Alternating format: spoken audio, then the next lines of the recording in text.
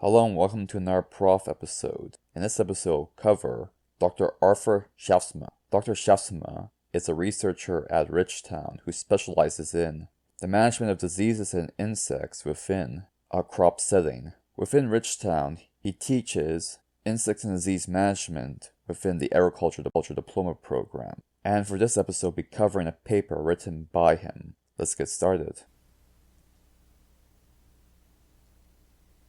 This paper was co-written by Dr. Schaafsma alongside several other researchers and covers a workshop that was done in 2012. It deals with mycotoxins. Mycotoxins are a group of compounds produced by fungi that are often toxic to people and animals. Two of the most common ones are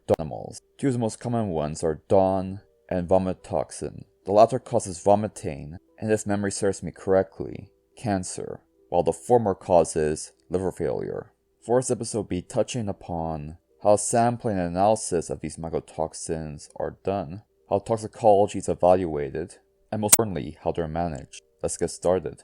The sampling and analysis of different mycotoxins has been studied extensively due to a great deal of uncertainty regarding how many mycotoxins are produced in each fungal colony. The mycotoxin called dawn has been the most extensively studied, and as such has obtained a very specific and easy method to test for the mycotoxin. In most instances, a 2 kilogram sample of each field is gathered into a truck and tested under a 100 gram test portion. This test minimizes the false positives and negatives that can show up in such a system. This is done through a series of technologies such as ELISA, which is a chemical testing system, alongside other chemical testing systems that use different methodologies to test for the chemical compound. In most other instances, mycotoxins are found in low concentrations and are distributed very strangely and non-uniformly. As such, different methods are often used to test for the different compounds found within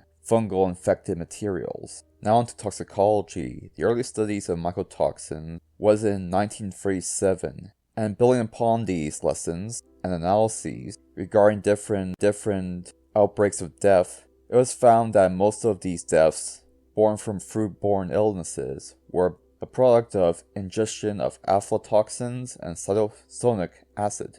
For one of the most common aflatoxins, dawn, which is found in Fusarium, a 2-year mouse study studied that the negative health effects of dawn on rats was mediated by the interaction between the neuroendocrine system and the toxin itself. It was found that dawn alters chemicals that control feeding behavior within rats, causing anorexia within rats. Similar phenomena have happened in swine, mink, and dogs, as well as people. Other lab studies found that dawn also initiates the activation of interferon A and decreases interferon B. This study casts doubt on the ability for dawn to cause cancer. All the other effects are nonetheless quite bad. Another toxin called OTA, another mycotoxin, is known to cause kidney failure, and it may or may not be cancer causing. Now on to how it's managed.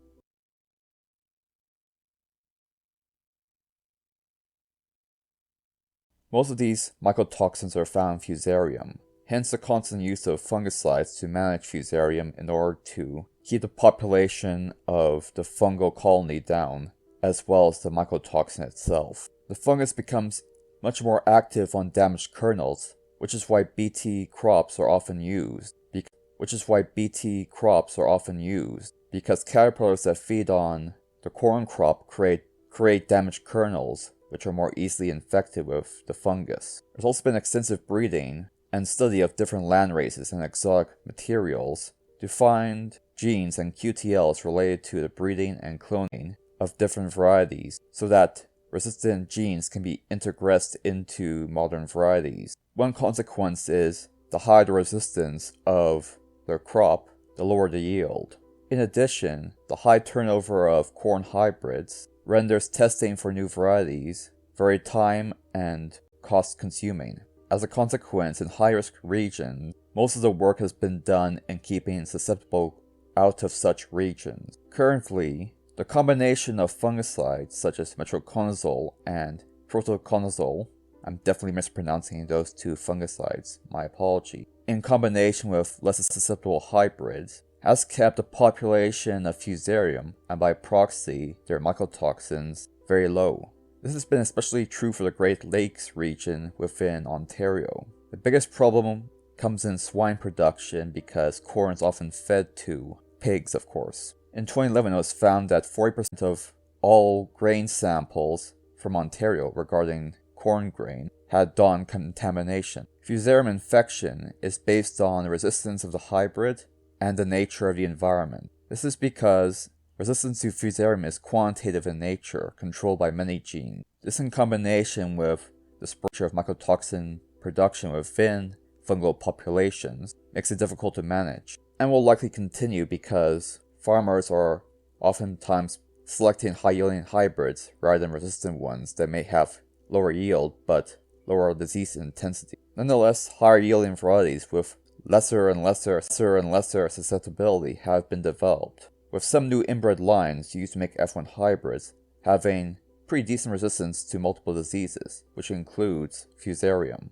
One such inbred line is CL441, in which this variety has a higher level of defense-related protein, reducing the impact of Fusarium and by proxy the vomitoxins. Similar efforts have been done in wheat as well, albeit to a lesser extent due to the lack of interest in wheat by most farmers and farm organizations. The key management techniques to deal with mycotoxins right now are the following. Manage your caterpillar population. Caterpillars not only reduce yield, but provide an avenue for the fungi to get in. The use of Bt transgenic crops have been instrumental in this process, for better or for worse. Fungicide applications, especially in wheat, have also been a major feature within the development of a means to manage mycotoxins. And a great deal of agronomy research has been done to select fungicide active ingredients, application timing, and application technology to create a fungicide program that's suitable for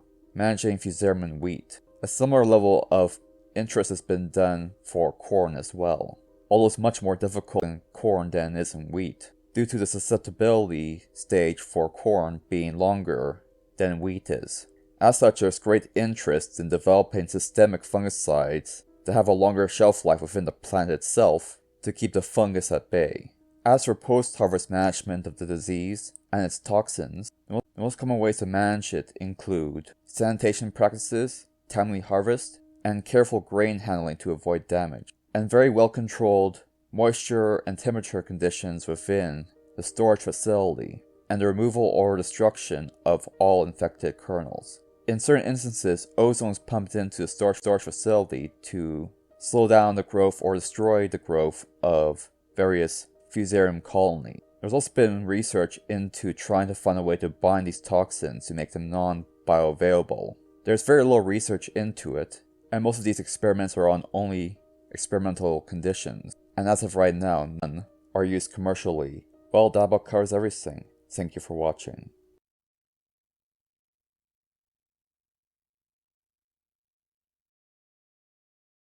Thank you for watching this video. If you enjoyed this video, please like and subscribe. If you really enjoyed it and think you can donate, you can do so at Buy Me a Coffee, link in the description below. Thank you for watching.